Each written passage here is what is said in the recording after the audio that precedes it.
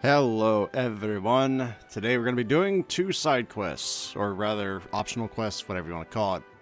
One is going to be basically a pick a bunch of stuff up and you're done mission, so I skipped quite a bit of that. And the other is, let's just say the meat and potatoes, so to speak, of this, and you probably already got it by the title alone. I thought it was an ingenious title. I'm sure somebody thought it was terrible, but I like it. And you're going to be witnessing some old school thinking that doesn't really work in the new school. We'll get into that as we go, though, because believe me, I have a lot to say on that mission. And come to think of it, I still have another one of those to do, and I never did that because of this mission and the memories. So yeah, the main mission, which we're not doing today, is we're supposed to go and kill an Anjanath. And in the beginning of the game, it's pretty challenging. It's one of the first big walls of the game. Back in 3U, the big wall was Barok. Now people complain and go on about Anjanath, so I assume he's the big noob wall now. Which is fine. I'm not saying if you can't kill Anjanath you're bad. I'm just saying it's pretty rough. I'm not gonna deny it. He kicked my butt many times. As Conceived Sorrow and Glasgow can both tell you, it happened a lot. Nowadays not so much, but oh man, the first few times I fought him it was just awful. You'll see why probably the next session, but ugh.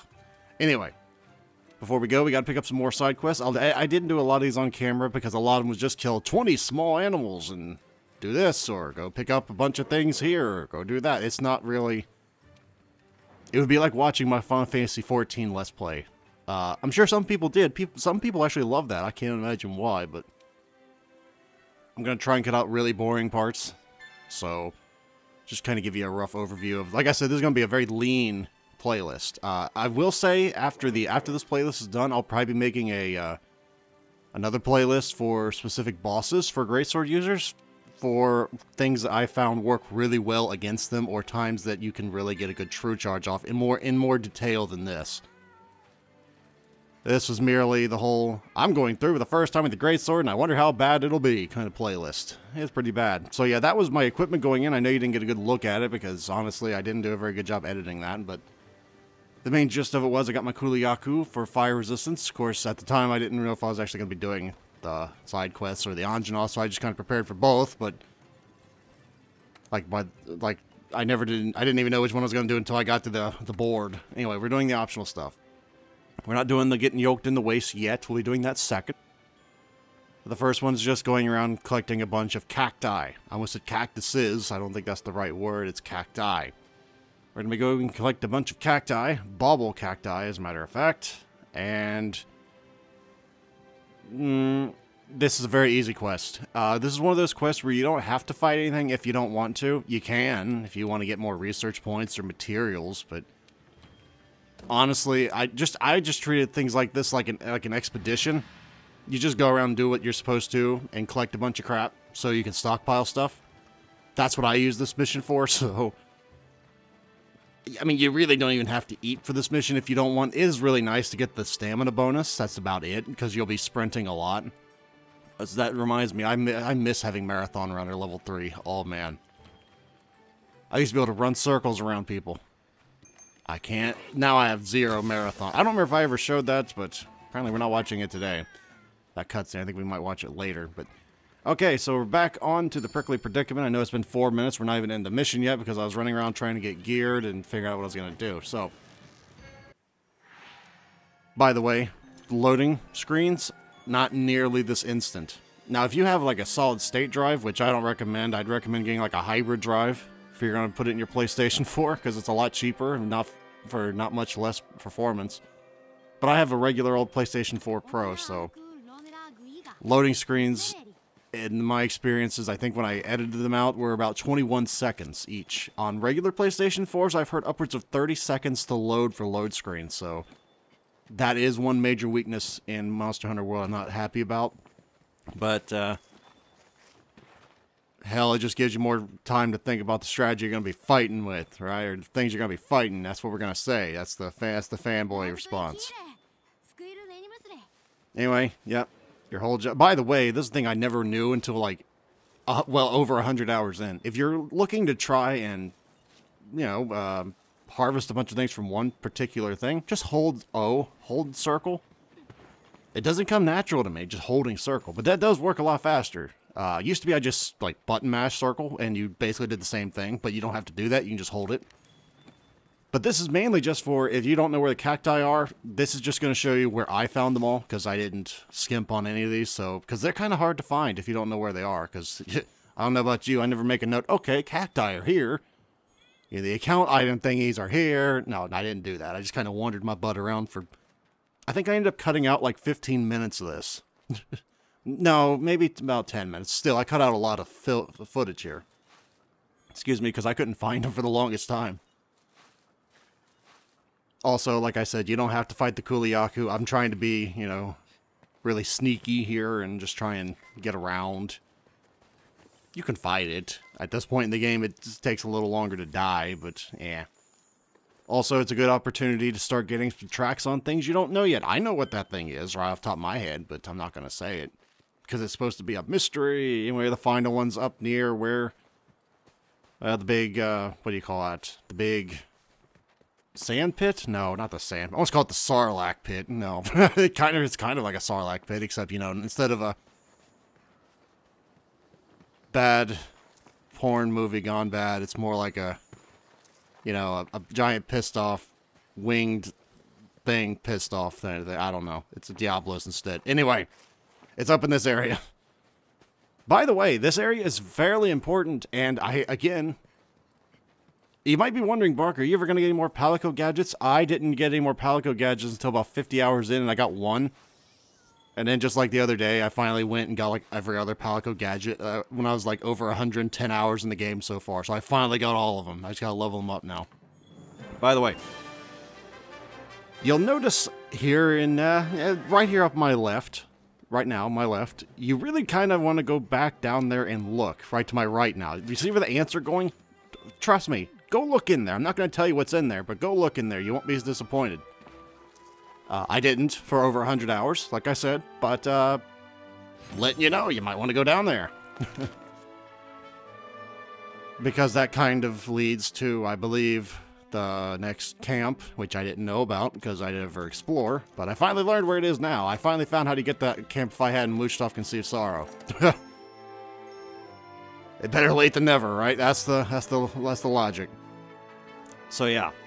Now I can have basically another slot to farm with, which, again, really important. You want to be able to do that. So we're going to cut right ahead to the next area, or the next quest. And this is a lot easier than previous games. I'm just going to tell you, it's so easy that it made it difficult for me. I know that doesn't make any kind of logical sense. It'll make more sense as we go forward what I mean by that, but in video games, I'm kind of that guy that gets stuck in their ways and refuses to do things the new way. You know what I'm talking about? I'm the guy that, if I did it one way in 3U, I basically have to try and do it the same way again, right? Well, I'm just going to tell you, I came this close. I know you can't see my fingers, but they're like really close together. I came this close to just going, screw it. I don't want to embarrass the shit out of myself. I'm just not going to show this episode. Then I'm like, no, that's not the spirit of this Let's Play. We're going to see the down and dirty, every bit of it. Because I look like a Class A moron here. To be fair, though, in the old games, it didn't work the way it does now, so I didn't even know that could work. But yeah, off to go collect 2 herbivore eggs. Now, herbivore eggs are a lot easier to get than wyvern eggs. Mainly because herbivores, to my knowledge, cannot fly and breathe fire and, you know, all that stuff. But it's still pretty difficult if you're not aware. By the way, the big thing for this, memorize where camp is. Just do yourself a favor right now. Memorize where the camp is. And I'll give you some hints as we go along that are going to be very important, that are different from the old games. Number 1 difference from the old games. You don't drop the egg, to my knowledge, when you get low on stamina anymore. You only drop the egg when you run out of stamina. Used to be you ran out, you dropped the egg when you got very low at all on stamina. So you had to be very careful. Nowadays, I think it's only when you run out. So that's a big up. You can jump with the egg now without it breaking. Used to be, you jumped off a ledge, that thing broke. you have to start all over again. And God help you if you even thought about sliding. Of course, this is back in 3. I don't think they had sliding. But if that was in the game, it would have broke that too. If you slid with holding it.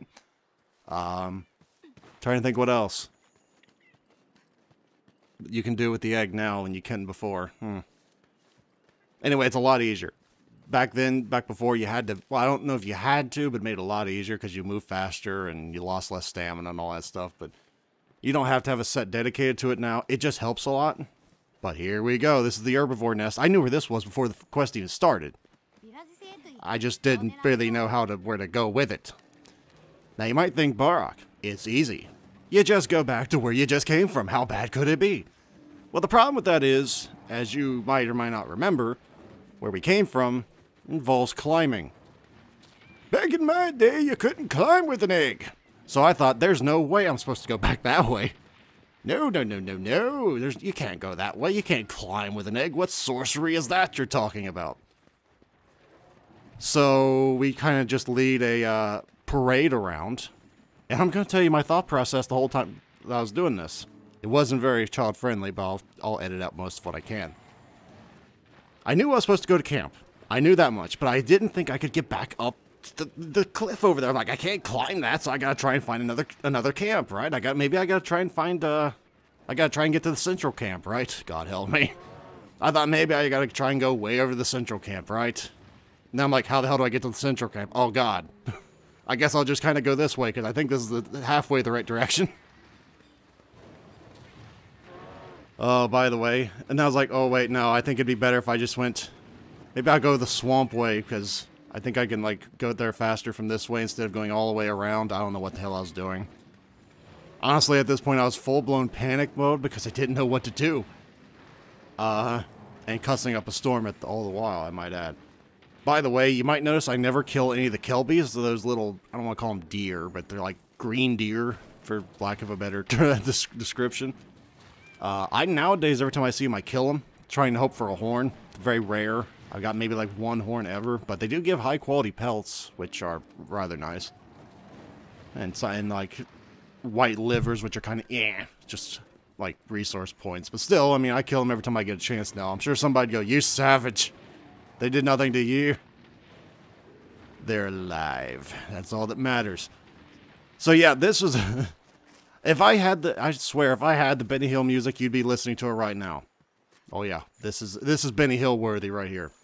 So you might notice you slide, you don't drop the egg. I thought for sure you dropped the egg, but no. And you might wonder, okay, so you're going to the central thing because this is the way to the central camp. You're maybe, I don't know, 40% of the way there. And you might wonder, well, what are you doing? That's not the way you just went that way. What are you doing? My thinking was, I wonder if I can climb these. I decided, screw it, I'll just test it. Can I climb with the egg? Well, son of a bee, you can climb with the egg. So now you know where I'm going. Now I'm going back to the place I should have went in the first place. And I also, the thought process was, oh, I bet they can't climb. There's no way they can climb that. Because, you know, they're herbivores. They're on 4 legs. There's no way they could climb straight up, right? I'm sure this will work. Did it work?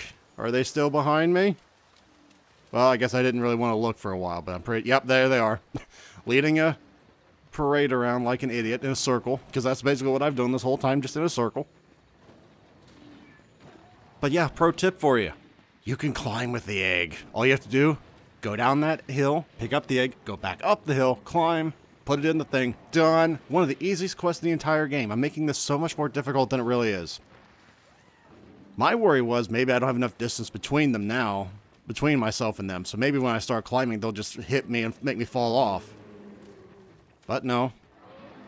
I don't think they can climb that, by the way. I was like, oh god, I gotta hurry, maybe they can climb that too. By the way, be careful right here, so you don't do what I did. I was like, oh god, tell me you didn't just drop that. No, you just be careful that you see the X prompt before you hit X. I think square is the one that sets it down, so as long as you don't hit that, you're fine, but it gave my heart a little bit of a jump, you know, that... And at this point, I was ticked at these things. No, I don't know why I was so ticked at these things. It wasn't their fault. So let me get this straight. You stole their kid, ran around with it like a jackass for a while, and then you just want to... Sorry, I hit the table there. And then you just want to kill them? Now, to be fair, my thought process was, well, the more of these I kill, the less they're going to be chasing me, right? And I could use some raw meat. That's a good idea if I ever heard one, right? Yeah. Because funny enough, unlike every other Monster Hunter game I've ever played, this is the only Monster Hunter game where I have a shortage of raw meat. I never go around killing these things. Maybe if I used like a faster weapon, I would, but the greatsword is just like, why do I even want to bother? It takes forever to do it anyway, and what am I going to get out of it besides, you know, raw meat? Whereas with like a dual sword, it wouldn't take that long, and you still get the raw meat. But this was pure, unadulterated revenge. It's like, well, you wanted me. You chased me around for 5 minutes. You got me now. By the way, this is a somewhat decent strategy. Don't, like, count on it to, I'll just kill them all and I'll just waltz my ass all the way up there. No, that's not going to work. And as I found out right here, the reason it don't work is, well, honestly, they just kind of keep respawning, so it doesn't really work. Like, they respawn from those bushes right there on my left right now. Because when I turn around, oh, there's another one. You kill that one, another one will spawn. So will it kind of work in theory? It doesn't ever let you just go free and clear. As you'll see here in about 5-10 seconds. Okay, maybe even sooner, because there's another one. So this will help. As opposed to being 4 things there's only 1 now. Makes it a lot easier if you're having trouble, like, dodging around them. Which, obviously, I didn't have much trouble with it. On the plus side, if you do kill things in front of them, a lot of times they'll panic and go, I'm out of here, man. Hey, Jenny, someone stole your egg. Well, stop them. I'm scared. I mean, they won't do anything then. They're just like, oh, I'm not getting killed for your egg. Screw you. Yes, one of them was named Jenny. Just because I watched Forrest Gump the other day. Yeah. Anyway. So once you know where you're supposed to go and what you can do, like I said, easiest quest in the game. Until I get to the wyvern. I still have yet to do a wyvern egg quest. Oh, God. Because I don't want to think about a ticked off flying wyvern following me. Like, those things are bad enough, right? Well, to be honest, let's see. As long as they didn't get close to me, I guess the only thing I had to worry about would be the fireball attack. So I guess it might not be too bad, thinking about it. But I guess I gotta do it eventually, don't I? If I want to get the low-level Kieran quest, which I never did. Funny enough, I have the high-level Kieran quest, I just never did the low one. Which is bad, considering I think the low-rank one is the one that gives you the Thunder Mantle, which I really need. But yeah, that was an egg carrier quest. Much easier than the 3U versions. Thank Christ. I'm actually a little disappointed. I wanted people to have to go through the same torture I did. Where you had to make, well, in this game I guess it'd be a Kuluyaku set. Because he's the egg stealer, and I think his set has a bunch of, like, transportation stuff. But no, you don't have to. They, I don't want to say dumbed it down. They made it more accessible, which is fine, because a lot of people nowadays, let's face it, a lot of people don't have the patience for the old-school transportation quests. Kind of myself included, so that's, I'm not too mad at that. Anyway, that nabs you another canteen ingredient. I still have not unlocked all of them to this day. I think I still got like 5 I need to unlock, so I need to get working on that. But that's going to be about it for today. As I said, there's a reason I don't do a lot of optionals on camera. They're pretty boring, so this is pretty much to show you exactly why I don't. Though I will admit the egg thing was pretty funny.